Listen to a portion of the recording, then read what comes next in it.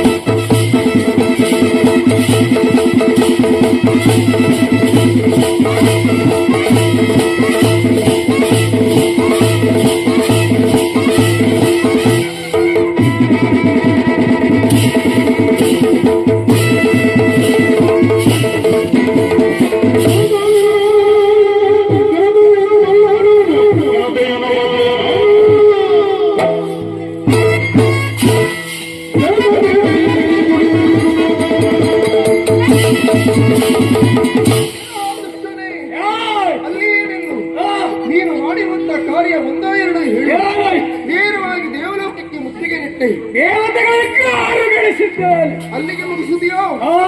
ಇಲ್ಲ, ಬ್ರಾಹ್ಮಣರಿಗೆ ಹಿಂಸೆಯನ್ನು ಕೊಟ್ಟೆ, ಗರ್ಭಿಣಿ ಸ್ತ್ರೀಯ ಗರ್ಭಪತನ ಮಾಡಿದೆ.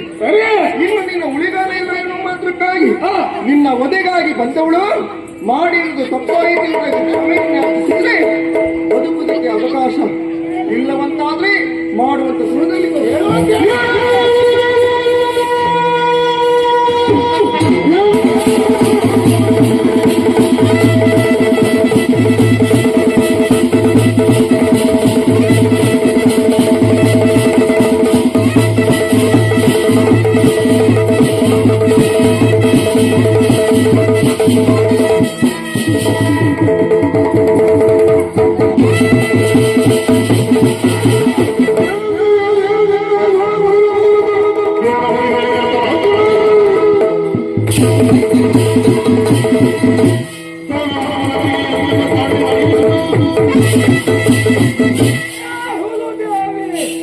ನನ್ನನ್ನು ತಡೆಯುವಂತ ವೀರನ ಯಾರಿಲ್ಲ.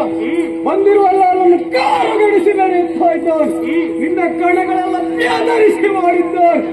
ಈ ಸಂದರ್ಭದಲ್ಲಿ ಬಂದ ನೀನು ತಡೆಯುತ್ತಾ ಇದೆಯಾ? ಹೆಣ್ಣಾದಂತ ನಿನ್ನಿಂದ ಜಯ ಸಿಗಲಿಕ್ಕೆ ಸಾಧ್ಯ ಇಲ್ಲ. ನಾನು ಪಡ್ಕೊಂಡ ವರದ ಬಲವೇ ಹೇಗೆ ಗೊತ್ತಾ?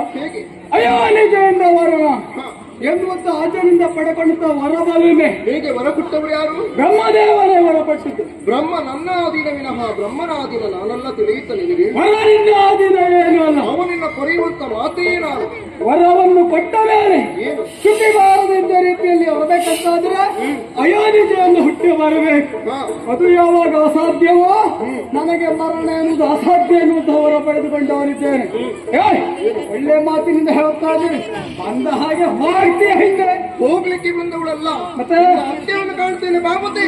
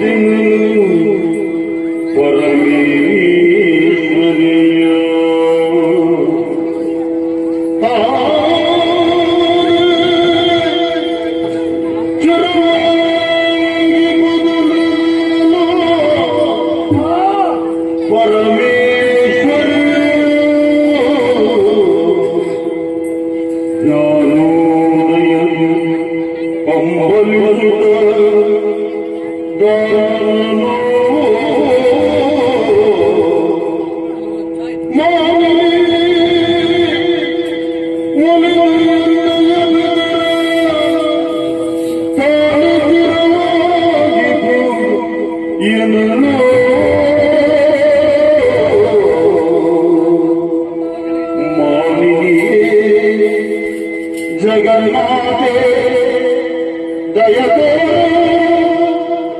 ಸರ್ವೇಶ್ವರಿ ಅಭಯಂಕರಿ ಜಗದೀಶ್ವರಿ ತಾಯಿ ಕಾಪಾಡಣ್ಣ ಜನವೇ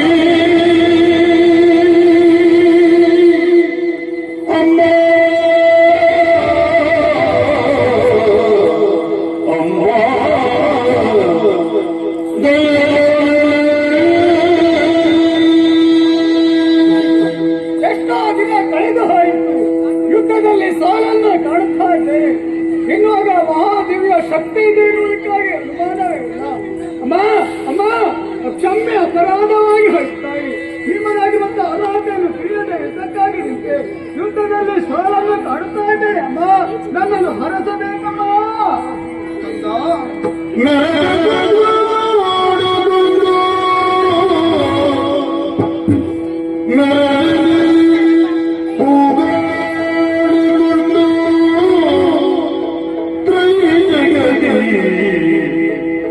ಜೀವಿತ ಕಾಲೇ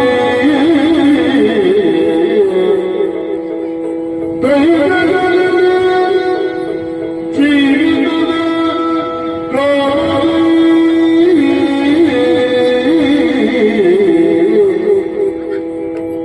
मेरे वजह जी पूरा दिन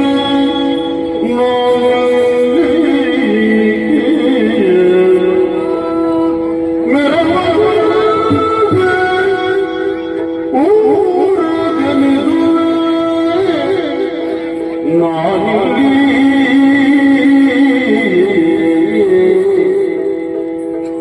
शिरोजी मारी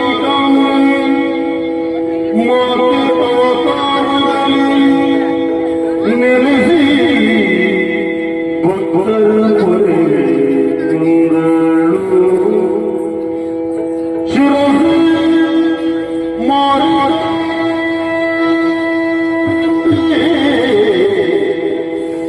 ಮಾತೆ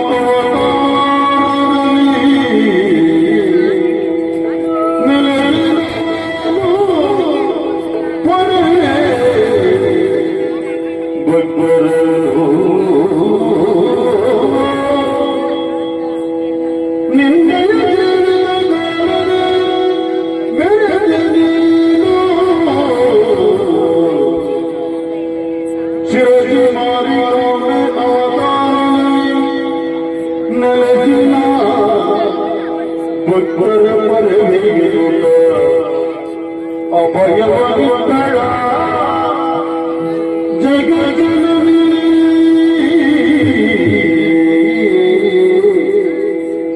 ಆ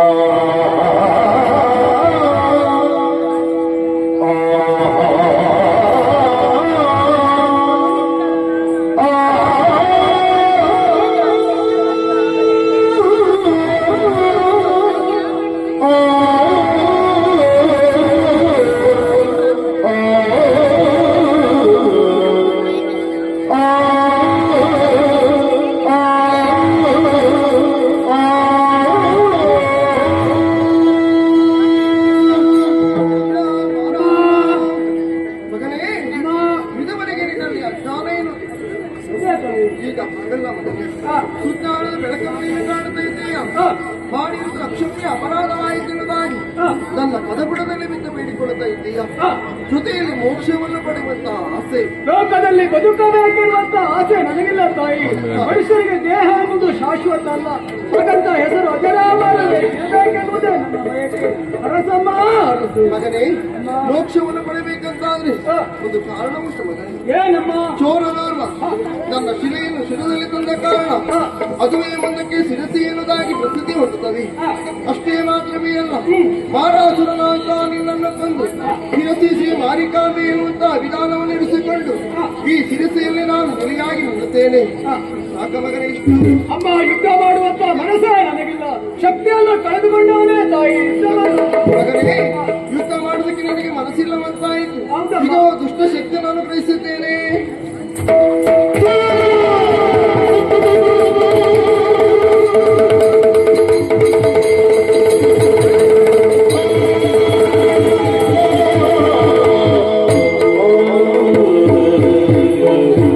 ಜಯ ಜಯ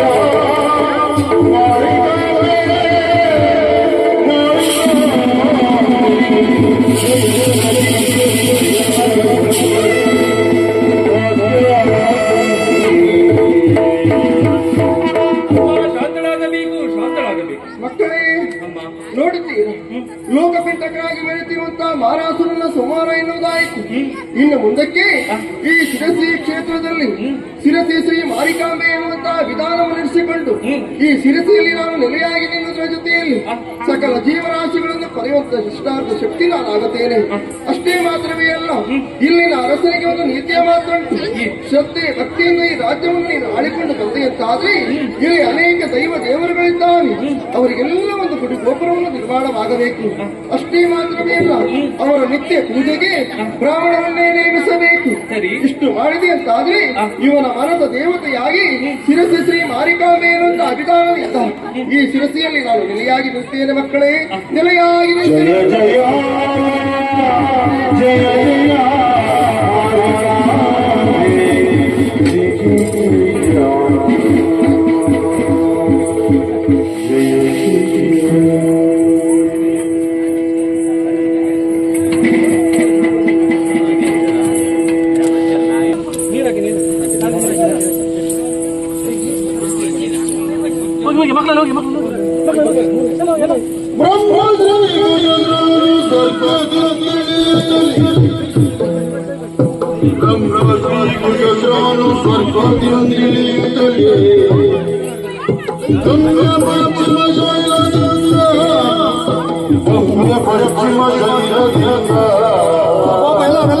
ಮಾತುಕ